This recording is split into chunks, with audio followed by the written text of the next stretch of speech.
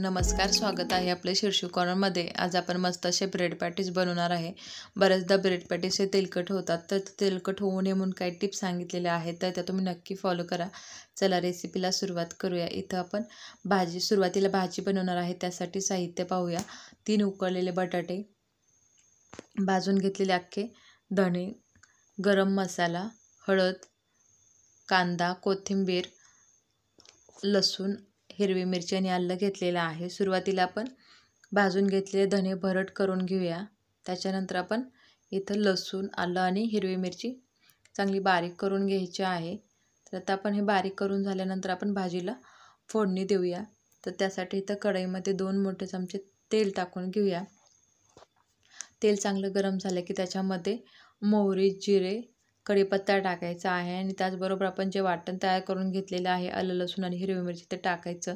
1 minute चांगलं व्यवस्थित असं परतायचं आहे आणि त्याच्यानंतर आपण कांदा टाकून घेऊया. तर इथे एक मोठ्या साईजचा मी कांदा घेतलेला आहे, तो अगदी बारीक चिरून घ्यायचा आहे. आता हा कांदा आपल्याला चांगला गोल्डन ब्राऊन होईपर्यंत परतून घ्यायचा आहे. तर साधारणतः बघा इथं 3 ते 4 मिनटं झालेले आहेत आणि आपला कांदा हा मस्त असा परतून झालेला आहे.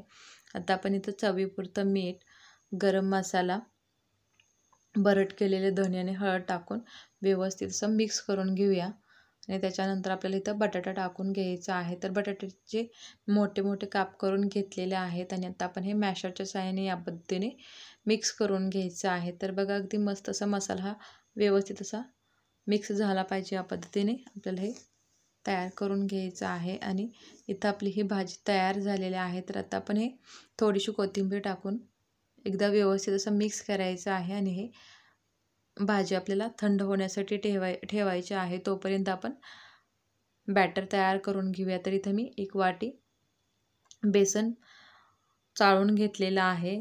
त्याच्यामध्ये आपण ओवा टाकून घ्यायचा आहे, हातावरती चोळायचं आहे. हळद, तिखट आणि चवीपुरतं मीठ टाकायचं आहे. त्याचबरोबर इथं मी 2 मोठे चमचे कडकडीत तेलाचं मोहन टाकून घेणार आहे. इथं मी सोड्याचा अजिबात वापर केलेला नाही.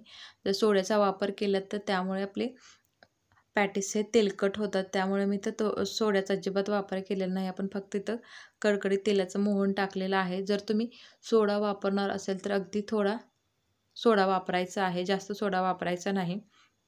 आपलं बॅटर तयार झालेलं आहे. आता आपण पॅटीस तयार करून घेऊया. तर त्यासाठी इथं ब्रेडला आपल्याला व्यवस्थित अशी ही भाजी सर्व साईडनं काठापर्यंत लावून घ्यायची आहे, या पद्धतीने अगदी दाबून.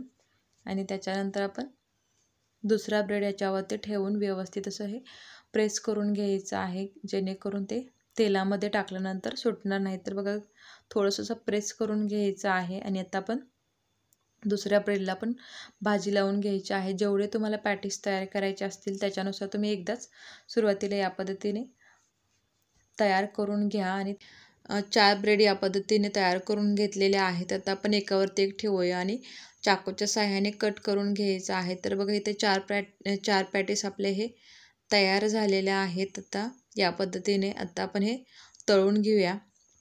तर इथं जे आपण बॅटर तयार करून घेतलेलं आहे ते आपल्याला एकदा व्यवस्थित असं मिक्स करायचं आहे.